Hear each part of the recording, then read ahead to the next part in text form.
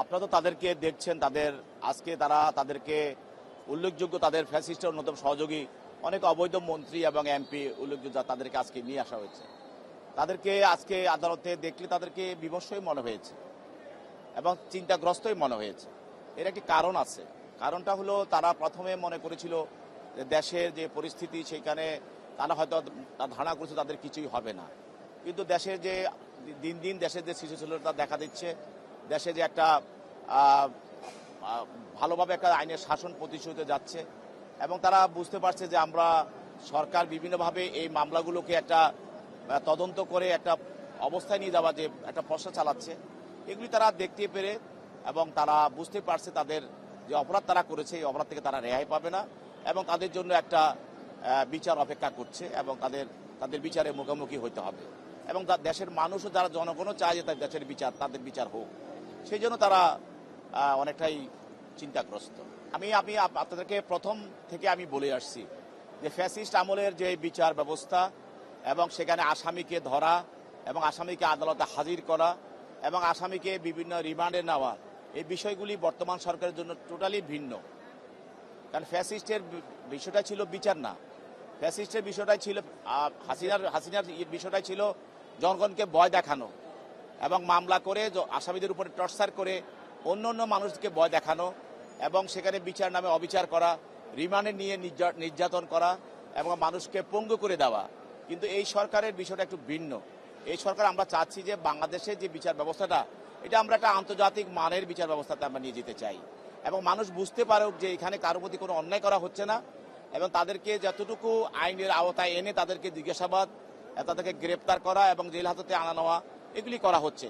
কিন্তু লক্ষ্য রাখতে হবে যে বিচারটা ইনশাল্লাহ হবে এদের, যে শুধু তুরিন আফরোজ না, fascist Hasina supreme court, Dhaka court সহ সারা বাংলাদেশে শত শত ফ্যাসিস্ট আইনজীবী তৈরি করেছে। কারণ ফ্যাসিস্ট যেভাবে তার দেশ চালিয়েছে তার সমর্থিত এবং তার নির্দেশিত কিছু মানুষ বা আইনজীবী, বিচারক সে তৈরি করতে সক্ষম হয়েছে। এই জন্য ফ্যাসিস্ট যে আচরণটা করত সুপ্রিম কোর্ট, জজ কোর্ট সহ বাংলাদেশের বিভিন্ন আদালতে তারই অনুগামী এবং তারই অনুসারী জজ সাহেবেরা একই আচরণ করত এবং তারই অনুগামী এবং অনুসারীরা কিছু আইনজীবী ছিল তারাও একই আচরণ করত এবং অন্যদের উপরে ফ্যাসিস্ট হাসিনা যেরকম দেশবাসীর উপরে যে ধরনের নির্যাতন করত, আচরণ করত, এইসব বিচারকরা এবং আইনজীবীরা, ফ্যাসিস্টের সমর্থক যারা আইনজীবী এবং বিচারক, তারাও একইভাবে জনগণের উপর, মানুষের উপর একই অত্যাচার করত। অতএব তারা কেউ বিচারের আওতার বাইরে থাকতে পারবে না। বলা হতো, আমরা নিজেরাই বলতাম যে এটা রিড আউট জাজমেন্ট, অর্থাৎ এইটা আগে তৈরি করা হয়েছে কোনো জায়গা থেকে এবং শুধু জজ সাহেবকে দেওয়া হতো আপনি এটা পড়ে শোনান।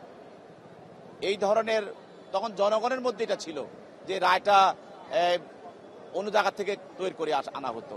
এইটা আপনি যখন মনে রাখবেন যে একজন একটা ফ্যাসিস্ট ক্ষমতা থাকে এবং সে যখন 20 বছর বিনা ভোটে জনগণকে মেরে হত্যা করে তারপরে ক্রস ফায়ার দিয়ে গুম করে থাকে, তখন সে কিন্তু কোনো ইনস্টিটিউশন, দেশের বিচার ব্যবস্থা বলেন, তারপরে শাসন ব্যবস্থা বলেন, পুলিশ ব্যবস্থা বলেন, কোনো ব্যবস্থায় সে ঠিক রাখে না।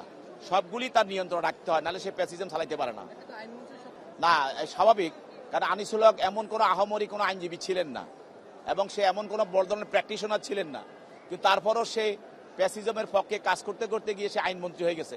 যদি আনিসুল হক আইনমন্ত্রী বাংলাদেশের হতে পারে, তবে অনেকের ধারণা ছিল যে আমরা যদি শেখ হাসিনার জন্য তেল মারতে পারি এবং তার জন্য প্যাসিজমকে সমর্থন করতে পারি এবং আগ বাড়িয়ে কাজ করতে পারি হাসিকে খুশি করার জন্য, তাহলে আমিও আইনমন্ত্রী হতে পারবো। এই ধরনের অনেকেরই ভিতরে বাসনা ছিল।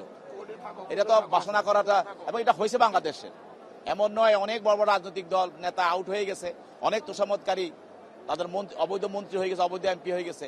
এটা ফ্যাসিস্টরা করে থাকে, শুধু বাংলাদেশে না, সারা পৃথিবীতে যতগুলো ফ্যাসিস্ট জন্ম হয়েছে তারা সবাই ওই ফ্যাসিজমকে যারা সমর্থন করে, যারা ফ্যাসিস্টকে সাহায্য করে, তাদের কথা মতো কাজ করে, তাদেরকে ফ্যাসিস্ট ভালোবাসে এবং তার কাছে নিয়ে যায়।